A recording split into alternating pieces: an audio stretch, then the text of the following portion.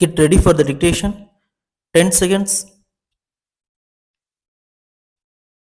5 seconds. Start.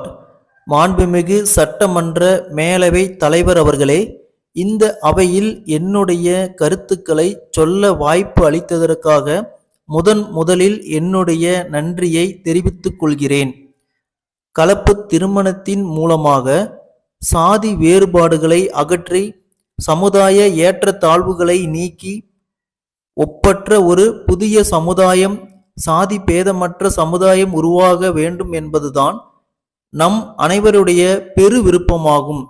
அவ்வாறு ஆசைப்படுகின்ற இந்த நேரத்தில் அப்படிப்பட்ட திருமணம் செய்து கொள்ள முன் வருபவர்களுக்கு ஏற்படுகிற பிரச்சனைகள், அதனால் ஏற்படுகிற விளைவுகள், தொல்லைகள் ஆகியவற்றிலிருந்து தக்க பாதுகாப்பு அளிக்கக்கூடிய வகையில் சில உரிமைகளை, சலுகைகளை அரசாங்கம் கொடுக்க வேண்டும் என்று கேட்டுக்கொள்கிறேன்.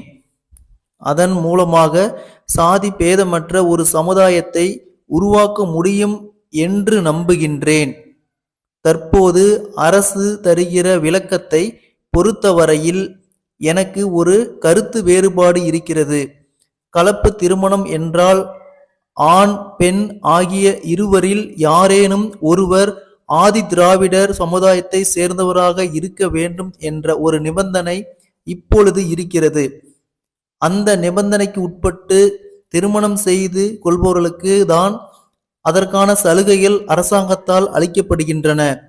இப்படிப்பட்ட ஒரு நிபந்தனை தேவையில்லை என்பதுதான் என்னுடைய கருத்தாகும். காரணம், அண்மை காலமாக இத்தகைய திருமணங்கள் பல்வேறு சாதிகளிடையே நடைபெறுகின்றன.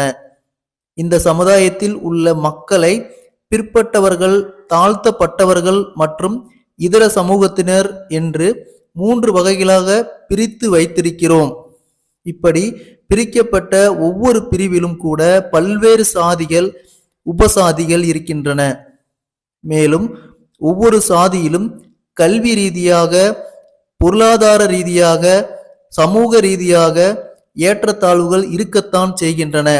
ஆகவே முற்போக்கு சாதியாக இருந்தாலும், பிற்பட்ட அல்லது தாழ்த்தப்பட்ட சமூகத்தை சேர்ந்தவராக இருந்தாலும் 2 சாதிகளுக்கிடையே நடைபெறுகிற திருமணங்களை நாம் கலப்பு திருமணங்களாக அங்கீகாரம் செய்ய வேண்டும் என்பது என்னுடைய வேண்டுகோளாகும்.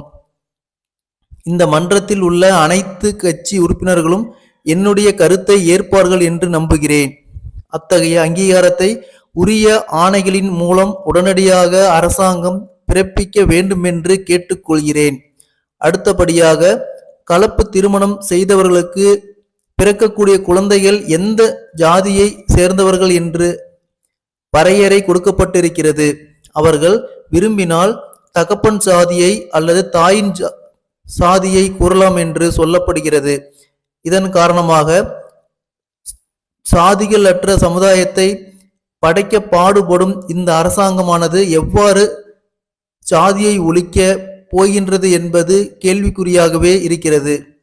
நம் நாட்டில் குழந்தைகளுக்கு ஜாதி உணர்வுகள் குடும்பத்தில் இருந்துதான் உருவாகின்றன என்பதை நாம் மறந்துவிடக்கூடாது. பள்ளிகளில் சேரும்போது விண்ணப்ப பாரங்களில் ஜாதியின் பெயரை குறிப்பிட சொல்கிறார்கள். அதோடு மட்டுமல்லாமல் போதிக்கப்படும் பள்ளி பாடத்திட்டங்களிலும் ஜாதியின் உயர்வு தாழ்வு பற்றி கற்பிக்கப்படுகிறது. இதன் காரணமாக குழந்தை பருவத்திலிருந்து மனித வாழ்க்கையின் இறுதி கட்டம் வரை ஜாதி ஆதிக்கம் செலுத்துகிறது என்பதை தெரிவித்துக் கொள்கிறேன். சாதி பேதமற்ற சமுதாயத்தை உருவாக்க வேண்டுமானால் எல்லா தரப்பு அரசியல் தலைவர்களும் கலந்துரையாடி நிலையான முடிவெடுக்க வேண்டும் என்று கேட்டுக்கொள்கிறேன். தேர்தல் காலங்களில் ஜாதிக்கு முக்கியத்துவம் தரப்படுகிறது. இந்த இடத்தில் இன்ன ஜாதியை சேர்ந்தவர் நின்றால் வெற்றி பெற கூடிய வாய்ப்பு இருக்கிறது என்று கருதி அந்த குறிப்பிட்ட ஜாதியை சேர்ந்தவரையே வேட்பாளராக தேர்ந்தெடுக்கின்றனர்.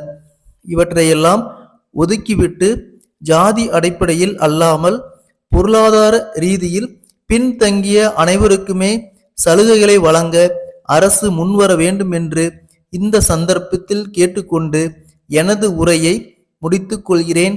ஸ்டாப்.